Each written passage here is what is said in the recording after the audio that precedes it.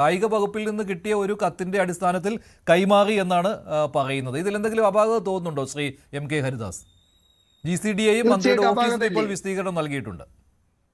ഇതൊരു ഫാബ്രിക്കേറ്റഡ് ഒരു എന്താ പറയണ്ട ഒരു പത്രക്കുറിപ്പ് മാതിരിയോ അല്ലെങ്കിൽ ഈ നിങ്ങളെയൊക്കെ ബോധിപ്പിക്കാൻ വേണ്ടിയിട്ടുള്ള കേവലം ഒരു വിലയില്ലാത്തൊരു കടലാസല്ലേ ഇത്തരത്തിലെ ഈ സ്റ്റേഡിയം ഈ റിപ്പോർട്ടർ ബ്രോഡ്കാസ്റ്റിംഗിന്റെ MDക്കോ അല്ലെങ്കിൽ ആ റിപ്പോർട്ടർ ബ്രോഡ്കാസ്റ്റിങ്ങിനോ കൈമാറിയിട്ടുണ്ടെങ്കിൽ ഒരു MOU ഇല്ലാണ്ട് നമ്മുടെ നടപടിക്രമങ്ങൾ എങ്ങനെയാ പൂർത്തിയാവുക?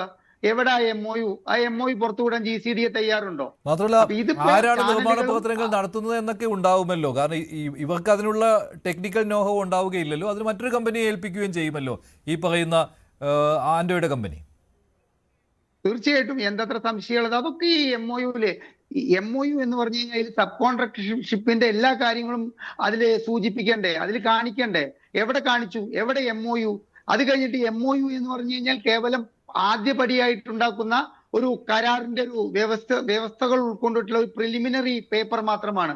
അത് കഴിഞ്ഞാൽ കൃത്യമായിട്ടുള്ള എഗ്രിമെന്റ് ഉണ്ടാക്കണ്ടേ? 70 കോടി മുടക്കണം. 150 കോടിയാണ് മൊത്തം ചിലവെങ്കിൽ 70 കോടി സ്റ്റേഡിയത്തിൽ മുടക്കാൻ വേണ്ടിയിട്ട് ഈ വ്യക്തി അദ്ദേഹത്തിന്റെ പത്രസമ്മേളനത്തിൽ പറയുന്നത് കേട്ടിട്ട് മഞ്ജുഷ് മാത്രമല്ല ഞങ്ങളൊക്കെ ചിരിച്ചിട്ടുണ്ട്. പാവം കേരളത്തിലെ ജനങ്ങൾ ഇതോടുകൂടിയിട്ട് ഉദ്ധരിക്കപ്പെടണം.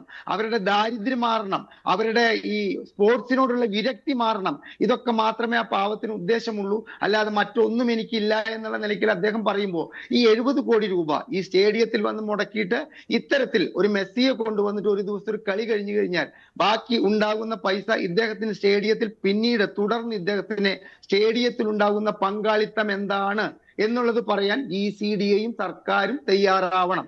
അതാണ് ഇതിലത്തെ ഏറ്റവും വലിയ ദുരൂഹത. ആ ദുരൂഹതയിലേക്ക് വിരൽ ചൂണ്ടുമ്പോഴാണ് ഇത് മോൺസൺ മാവുങ്കൽ 2 എന്ന് പറയുന്ന ഒരു തട്ടിപ്പ് പദ്ധതിയുടെ ഭാഗമായിട്ട് സർക്കാരും ഈ ആൻഡ്രോ അഗസ്റ്റിനും ചേർന്ന് കേരളത്തിലെ മുഴുവൻ ജനങ്ങളെയും വിഡ്ഢികളാക്കിക്കൊണ്ട് ഇത്തരത്തിലുള്ളൊരു എന്താണ് ആഭാസ നാടകം കളിക്കുകയായിരുന്നു. മോഷണത്തിന് വേണ്ടി 70 കോടി ആരും മുടക്കുകയില്ലല്ലോ. മോഷണത്തിന് വേണ്ടി ആരും 70 കോടി മുടക്കുകയില്ലല്ലോ. ആൻഡ്രോയുടെ മറ്റൊരു പ്രതികരണം കൂടിയുണ്ട് അതിലേക്ക്. ഇവിടെ സീറ്റ് ചേഞ്ച് ചെയ്യുന്നുണ്ട്. ഈ സീറ്റിന്റെ പ്ലാൻ അവർക്ക് കൊടുക്കുന്നുണ്ട്. ഇത് ചെയ്തോളാൻ പറഞ്ഞാൽ ചെയ്യും. മനസ്സിലായി? ഇപ്പം 38 എർത്തിങ് കൊടുക്കുന്നുണ്ട്. ഒരു 1.5 കോടി രൂപ റേറ്റ്. എന്നെ സംബന്ധിച്ചോളം 2 എർത്തിങ് ഇട്ട് പോയാൽ മതി. ഞാൻ എന്തിനായി 38 ചെയ്യുന്നത്? ഇത് ഞാൻ ചെയ്തു എന്ന് പറഞ്ഞിട്ട് ഭാവിയിൽ എന്തെങ്കിലും ഒരു ഷോക്ക് അടിച്ചു കഴിഞ്ഞാൽ അതോ അവൻ ചെയ്ത കുറ്റമാണെന്ന് പറയാൻ കേൾക്കാതിരിക്കാൻ വയ്യാൻ വേണ്ടിയിട്ട് 38 ചെയ്യുന്നുണ്ട്. 2 ഇട്ടിട്ട് പോയാലും മതി.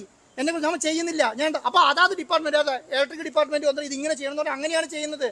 PWD വന്ന് ഇങ്ങനെ ചെയ്യണമെന്ന് പറയുമ്പോൾ ഞാൻ 6 ഫീറ്റിൽ മതിൽ കെട്ടാൻ തീരുമാനിച്ച ആളാണ്. എന്നോട് പറഞ്ഞു 6 ഫീറ്റ് പോരാ, 9 ഫീറ്റ് ഹൈറ്റിൽ മതിൽ കെട്ടണം എന്ന് പറയുമ്പോൾ 9 ഫീറ്റിൽ മതിൽ കെട്ടുകയാണ്. അതാ ഫൗണ്ടേഷൻ എടുക്കുന്ന സമയത്ത് ടെസ്റ്റിംഗ് ഉണ്ടായിരുന്ന ഫൗണ്ടേഷന് മേലെ മതിൽ കെട്ടിയാൽ മതി എന്നായിരുന്നു ആദ്യം തീരുമാനം ഉണ്ടായിരുന്നത്. പക്ഷേ എന്താണെന്നറിയോ, മതിൽ പൊളിച്ചു നോക്കുമ്പോൾ അടിയത്തെ ഫൗണ്ടേഷൻ ഇല്ല, മുഴുവൻ പോയി കിടക്കുകയാണ്. കാരണം 10-20 വർഷം മുന്നേ ഉണ്ടാക്കിയ ഫൗണ്ടേഷനാണ്, മുഴുവൻ പോയി. ഇപ്പം എന്താ ചെയ്യുന്നത്? നിങ്ങൾ പോയി നോക്കിയാൽ മനസ്സിലാവും. ആ ഫൗണ്ടേഷൻ മുതിയാൻ 6 അടി താഴേന്ന് കോൺക്രീറ്റ് ചെയ്ത് കെട്ടിയിട്ട് മേലെ കയറി അതിന് മേലെ കോൺക്രീറ്റ് ചെയ്തുകൊണ്ടിരിക്കുക. കേരളത്തിലെ തന്നെ ഏറ്റവും വലിയ കൺസ്ട്രക്ഷൻ കമ്പനിയാണ് ചെയ്യുന്നത്. PMK ആണ് ചെയ്യുന്നത്. നിങ്ങൾ ചോദിച്ചാൽ കേരളത്തിലെ ഏറ്റവും വലിയ കൺസ്ട്രക്ഷൻ കമ്പനിപ്പെട്ട ഒന്നാണ്. ആ കമ്പനിയാണ് ഇത് ചെയ്തുകൊണ്ടിരിക്കുന്നത്. ഇതിന് പണം ഞാൻ തന്നെയാണ് കൊടുക്കുന്നത്. അപ്പം ഞാൻ അവിടെ കമ്പനി എന്താണ് മരത്തിന്റെ കമ്പ് കെട്ടി, ഇവിടെ ചോല കെട്ടി, പിന്നെ എന്താണ് അവിടെ നിങ്ങൾ കണ്ടില്ലേ, ഇത് പൊളിച്ചിട്ട് കണ്ടില്ലേ, അങ്ങനെയൊന്നും അല്ലല്ലോ.